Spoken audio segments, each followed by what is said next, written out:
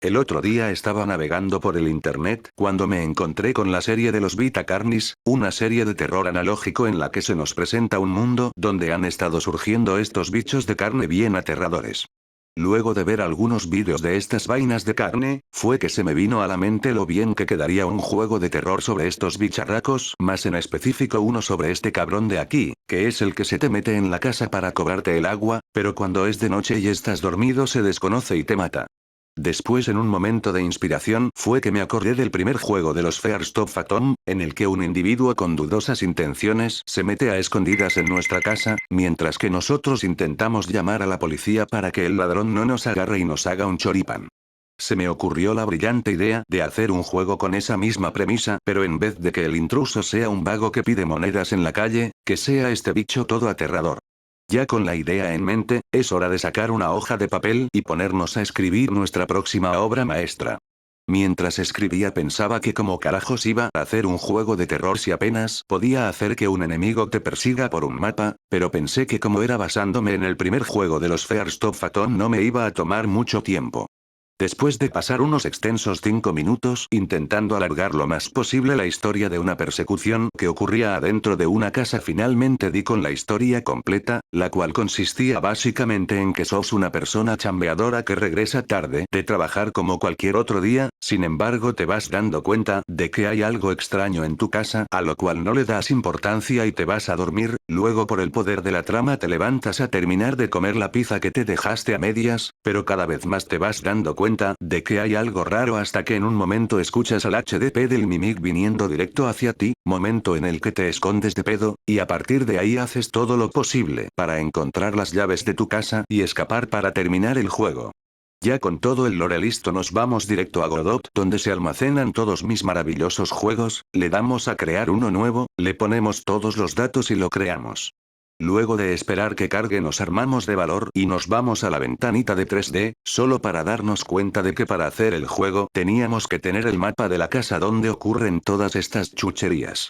Así que ahora sí agárrense bien porque nos mandamos al muy temido Blender, el cual lleva abandonado en mi computador desde 2021, creo que esto va a dar más miedo que el mismo juego XD. Antes de entrar a Blender, como no sabemos ni madres nos ponemos unos buenos tutoriales de cómo hacernos una casa bien moderna así como las de los vídeos de Minecraft.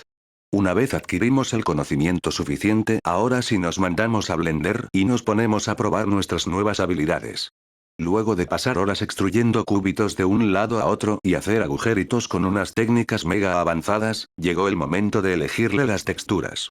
Pasé un tiempo poniéndole texturas que me iba encontrando en el Polyhaven y algunos modelitos que anduve sacando del buen Sketchfab, pero esto de pasar tanto tiempo en Blender me estaba afectando, así que me fui corriendo a Godot antes de que me diera un derrame cerebral. Le puse la casa adentro, que por cierto este fue el resultado, nada bien si me lo preguntan, pero bueno, ahora tocará hacer que el juego destaque más bien por su jugabilidad, así que dentro de la casa puse una pastillita que iba a servir como jugador. Y para que este se mueva le ponemos un código que nos da Godot ya hecho, vamos a probarlo a ver cómo se mueve. Cierto, estas vainas precisan colisiones. Por suerte Godot también nos da una opción de ponerle unas colisiones automáticas, así no tenemos que andar replicando lo que hice en Blender pero con las colisiones. De paso, como aún no hemos programado nada, abrimos el código de nuestro jugador y le programamos una función para que pueda mover su cabezota. Solo le acercamos la cámara para que vea por los ojos y listo, ya tenemos un personaje con un frenetismo digno de The Last of Us, pero ¿a qué costo si no tiene a nadie con quien hacer interacción? Así que vamos directo a darle unas puertas para que tenga algo con lo que interactuar y de paso para que no se le cuelen ladrones en la casa, ya que vive en un barrio de estos de los peligrosos, así que nos largamos a Sketchfab y sacamos una puerta bien aterradora para que el jugador se haga en sus pantalones cada vez que vaya a abrir una.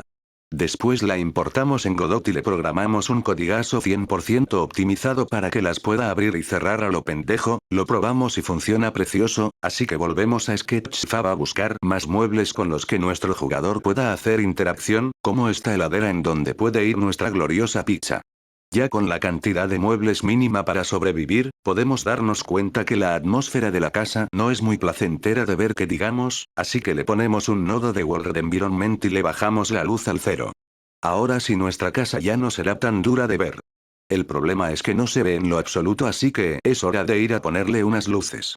Por lo que de nuevo volví a Sketchfab a pedirme prestadas unas luces con sus respectivos interruptores, y ahora sí se veía todo mucho más clarito. Ya teniendo todo lo básico, llegó el momento de hacer que empiece a transcurrir la historia. Como este iba a ser un juego a lo Fears of Atom, no podían faltar los textos esos en amarillo en la parte de abajo de la pantalla, así que tocó ir a descargarme el Office para así les podía hacer las traducciones tanto al inglés como al español. Ya para empezar le hice la típica introducción que tienen todos los Fears of Atom, en donde el prota escribe todo lo que le pasó en un dramático post de Reddit.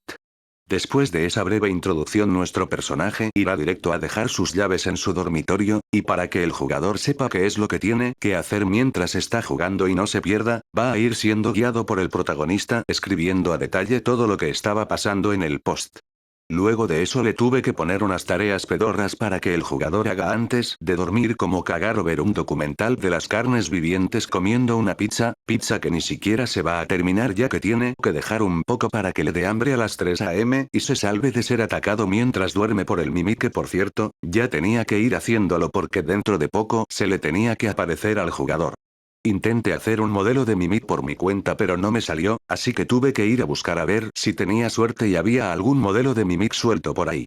Por suerte un humilde usuario hizo un modelo que me servía bastante y estaba listo para ser rigeado, así que esta vez nos dirigimos a Mixamo a darle unas animaciones de lo más tétricas, después lo ponemos en Godot y funciona, lo único malo es que no avanza, pero afortunadamente yo ya estaba preparado para esta situación e hice todo el mapa adentro de una región de navegación, que es esta malla azul que indica por dónde puede moverse el Mimic.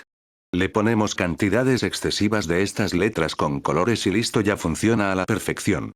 Después seguí avanzando sin muchas complicaciones en la historia, hasta que llegó un momento del juego al cual no le quiero hacer spoiler, pero como supongo que ya se speedrunearon el juego antes de llegar a esta parte del video, les digo el mayor plot twist de este juego, el cual es que en el momento que el jugador por fin logra ir a su habitación a buscar las llaves, se lleva la sorpresa de que el Mimic ya se las robó, por lo que entra en pánico y decide encerrarse en el sótano para llamar a la policía y así finalmente arresten al pobre Mimic. El único problema es que aún no tenía el sótano hecho, por lo que tuve que volver a mi peor pesadilla a agregarlo.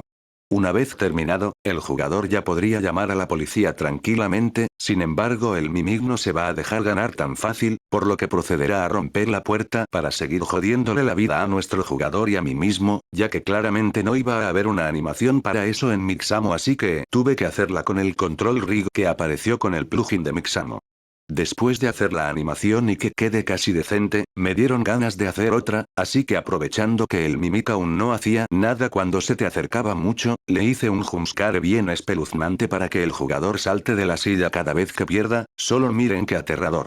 Luego le metí unas animaciones medias pedorras para cosas que pasan un poco después, y por suerte aunque muy cutres llegué a meterle todas ya que acabé perdiendo el archivo de Blender del Mimic por haberlo dejado suelto en descargas. Eso significa que ya no le voy a poder mejorar las animaciones, pero bueno, de todos modos ya se me estaba pasando la fecha de Halloween, así que mucho ya no las iba a poder mejorar. Ahora en mis últimos días restantes, tuve que hacer las 3 últimas vainas de la lista de cosas que podría haber hecho mucho antes pero me dio paja. La primera cosa de la lista era ponerle los sonidos porque así es, todo este tiempo el juego estaba completamente muteado, así que nos vamos corriendo al Free Sounds a descargar unos mágicos sonidos para meterlos en nuestro proyecto, no sin antes pasarlos por el Audacity para que nos salga el ruido de fondo del micrófono de última generación que usan los que graban sonidos libres de uso. Después, cuando ya le puse suficiente feedback al juego, llegó el momento de hacer la segunda cosa de la lista, la cual era hacerle un menú y un menú de opciones. Por suerte eso fue relativamente fácil y me quedó un menú bastante bien para lo que me esperaba, lo puse en el menú de pausa y ya hasta parecía un juego AAA, pero aún nos queda la última cosa, que esta sí lo hará transformarse completamente. Finalmente, la tercera cosa que faltaba era agregarle sombras al juego, ya que por si aún no se dieron cuenta, las luces ignoraban completamente todo cuerpo sólido que se les interpusiera. Pero ahora, le activamos los RTX y solo miren qué espectacular, ya es hora de cambiar esa opción de Sync que no servía para nada en este tipo de juegos, y la reemplazamos por la opción de cambiar la calidad de sombras, por si hay alguien con una computadora como la que tenía yo antes, que le ponías pantalla completa al Minecraft y reventaba. Ya con todo eso listo, solo tocaba agregar unos detalles como ponerle fondo al menú junto con un título y listo, juego completado. Vayan ya mismo a descargarlo en la página de GameJolt que se las estaré dejando en la descripción. Tampoco se olviden de decirme de qué quieren que sea el próximo juego, y denme ideas para que la próxima vez el mapa no me quede tan choto. Nos vemos en el siguiente video, adiós.